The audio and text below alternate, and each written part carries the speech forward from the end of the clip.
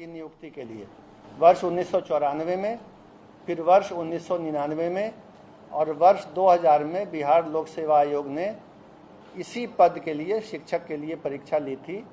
और तब भी यही नियम था उस परीक्षाओं में भी कि देश के किसी भी भाग का नागरिक परीक्षा में भाग ले सकता है और चयनित हो सकता है, और इसके आलोक में ही पहले चयन हुआ है। ये जो नियमावली थी जिसके आधार पर 1994, 1999 और सन 2000 में परीक्षाएं हुई, ये नियमावली उसके पूर्व 1991 में ही बनी थी। उसमें स्थानीय निवासी का प्रावधान नहीं था, और इस कारण से इस बार भी जो बिहार लोक सेवा आयोग से परीक्षा होगी उसमें बिहार के निवासी होने का प्रावधान नहीं रखा जा सकता है। इसके बाद जो वर्ष 2012 की नियमावली बनी थी उसमें भी जब चयन हुआ, हालांकि उसमें स्थानीय निवासी होने का प्रावधान नहीं था, लेकिन उसके बाद भी चयन हुआ तो 1,68,000 रिक्ति के विरुद्ध जो नियुक्ति हुई तो राज्य के बाहर के मात्र 3,413 अभ्यर्थी चयनित हुए। यानी 1,68,000 में सिर्फ 3,000 से कुछ अधिक राज्य से बाहर के थे और बाकी सभी जो थे वो राज्य के अंदर के थे। तो इससे ये पता चला कि अगर ये नियम रखा भी जाता है कि राज्य से बाहर के अभ्यर्थी पात्र होंगे तो उनकी किसी भी संख्या में, अधिक संख्या में, या जिसको अंग्रेजी में सिग्निफिकेंट नंबर कहते हैं, किसी विशेष संख्या में चयनित होने की संभावना बहुत कम है। ये बात भी शिक्षा विभाग ने पता कर ली है। अन्य राज्यों में, पड़ोसी राज्य सहित, उत्तर प्रदेश सहित किसी भी राज्य में अभी तक ऐसे किसी नियम की जानकारी नहीं मिली है जिसमें उसी राज्य के व्यक्ति पात्र हों, दूसरे राज्य के पात्र नहीं हों। ऐसी बात नहीं है। इस नियम के अंतर्गत बिहार के भी जो निवासी हैं वो उन राज्यों में पात्र हैं, अन्य राज्यों के निवासी भी उन राज्यों में पात्र हैं। अन्य राज्यों में भी यही स्थिति है कि स्थानीय राज्य का निवासी होने की शर्त नहीं है। इसके अलावा ये बात भी विचारणीय है कि 50% रिक्तियां आरक्षित रहती हैं। आरक्षण का नियम स्पष्ट है, जो आरक्षण का अधिनियम बिहार में है, सभी सेवाओं में लागू है कि आरक्षण का लाभ, आरक्षण के आधार पर चयनित होने का लाभ केवल और केवल राज्य के अंदर के निवासी को ही मिलता है। ये आरक्षण का नियम है, ये शिक्षक नियमावली में नहीं है, ध्यान देंगे। तो ऐसे भी चूंकि आरक्षण में ये नियम है और इस बार भी लागू होगा कि बिहार राज्य के अंदर के जो लोग हैं उन्हीं को आरक्षण का लाभ मिलेगा, तो 50% रिक्तियों पर तो आरक्षण के कारण बिहार के ही लोग चयनित होंगे, और बाकी पर जैसा मैंने बताया, पिछली बार का भी अनुभव है कि बहुत ही नाम मात्र को ही बाहर के लोग चयनित होते हैं। स्थानीय निवासियों को कोई उससे विशेष घाटा या नुकसान नहीं होता है। और अंत में ये बात समझने की है कि जिस तरह हम लोगों ने ओपन किया है कि देश का कोई भी नागरिक यहाँ अप्लाई कर सकता है, यही दूसरे राज्यों में भी है। तो अगर विभिन्न राज्य इस तरह के नियम बनाने लगेंगे, हालांकि वो विधि सम्मत नहीं होगा, लेकिन अगर बनाने लगेंगे कि उसी राज्य के लोग अप्लाई करें, तो जाहिर है बिहार के भी जो युवक हैं, युवतियां हैं, जो अभ्यर्थी हैं, जो दूसरे राज्यों में नौकरी के लिए अप्लाई कर रहे हैं, चयनित हो रहे हैं, काम कर रहे हैं, उनके भी अवसर समाप्त हो जाएंगे।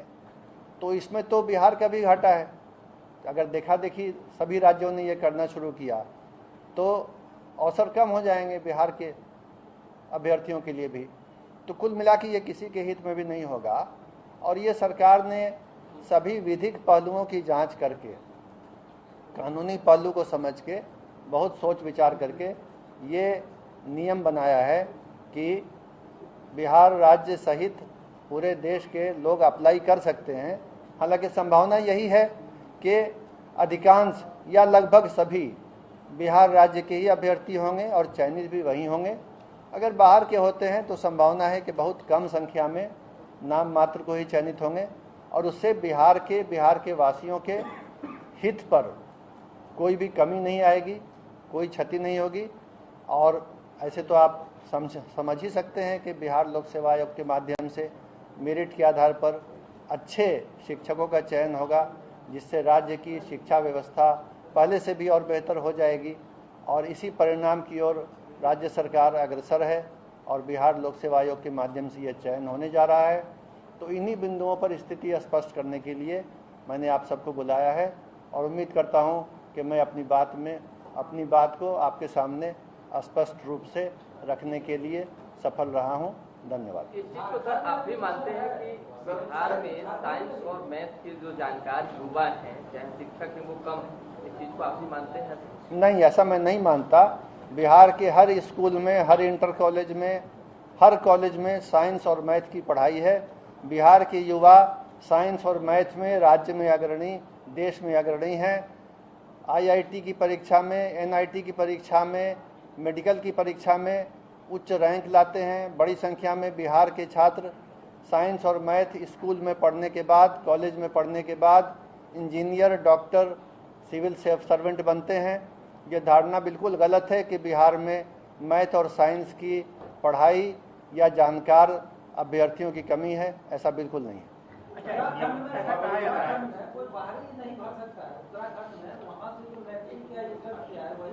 मैंने आपको संविधान के अनुच्छेद 16, आर्टिकल 16 को पढ़ के सुना दिया। मैं दोबारा पढ़ के सुना देता हूँ। राज्य के अधीन किसी नियोजन या पद के संबंध में केवल धर्म, मूल वंश आदि, आगे लिखते हैं, निवास या जन्म स्थान या इनमें से किसी के आधार पर न तो कोई नागरिक अपात्र होगा और न उससे विभेद किया जाएगा। यही आपके इस प्रश्न का उत्तर है। आप भी संविधान का आर्टिकल 16 पढ़ लें। सबको बाकी मौका मिलेगा। इसके पहले ऐसा क्या जरूरत पड़ा था कि बिहारी सिर्फ अप्लाई करेंगे, या फिर इसको संशोधन करने की नौबत क्यों? मेरे ख्याल से उस समय ये बिंदु ध्यान में नहीं रहा होगा कि इसमें कुछ कानूनी बाध्यताएं हैं, इस कारण। हाँ, और इस बारे में 1 दर्जन के करीब रीट याचिकाएं हाई कोर्ट में दायर हो चुकी हैं, जिसमें जवाब लगाने में कठिनाई है, क्योंकि ये संविधान के धारा के विरुद्ध जा रहा है। इसलिए सुधार आवश्यक था। जी, एक चीज पूछा था कि कहा जाता है कि 2012 में जो भर्ती हुई थी वो ऑफलाइन माध्यम से हुई थी, इसलिए बाहर से कम आवेदक आए, और अभी तो ऑनलाइन हो रही है, इसलिए ज्यादा आवेदक आने। वो तो जब आवेदन आएंगे तब पता चलेगा, उसको पहले से नहीं तय किया जा सकता है। आवेदन आएंगे तब पता चलेगा। सर, एक सवाल ये है कि आपने अब जो है पूरे भारत के अभ्यर्थियों को मौका दिया है। 12 जुलाई तक आखिरी तारीख है, तो क्या इस तारीख को आप लोग एक्सटेंड करेंगे या फिर यही तारीख रहेगी? ये बिहार लोक सेवा आयोग ने विज्ञापन निकाला है, इस पर बिहार लोक सेवा आयोग ही जवाब दे सकते हैं। सर, महिला आरक्षण सर 35% जो दिया गया है सर, तो क्या वो बिहार की ही महिलाओं की होगा या फिर वो ओपन रहेगा? महिला आरक्षण के बारे में पहले से विधिक परामर्श है, सरकार की नीति है कि महिला आरक्षण में राज्य के अंदर होने की शर्त नहीं है, क्योंकि जो आरक्षण दिया जाता है वो वीकर सेक्शंस वाला जो आरक्षण है, कमजोर वर्ग वाला, जिसमें अनुसूचित जाति, जनजाति, पिछड़ा वर्ग, अति पिछड़ा वर्ग, इसको कहते हैं वर्टिकल रिजर्वेशन। ये वीकर सेक्शन वाला है, इसमें राज्य के अंदर की शर्त होती है। महिला वाला जो है वो क्षैतिज आरक्षण है, horizontal reservation with in reservation, उसमें राज्य के अंदर होने की शर्त नहीं है। पीछे कैबिनेट में इसको लाने की क्यों जरूरत पड़ी जब पहले से आम था? बीच में ये कैबिनेट, ये जो नई नियमावली थी वो कैबिनेट से पास हुई थी। पहले जो नियमावली कैबिनेट से पास होती है उसमें कोई भी संशोधन करने के लिए कैबिनेट से ही फिर दोबारा अनुमोदन लेना पड़ता है।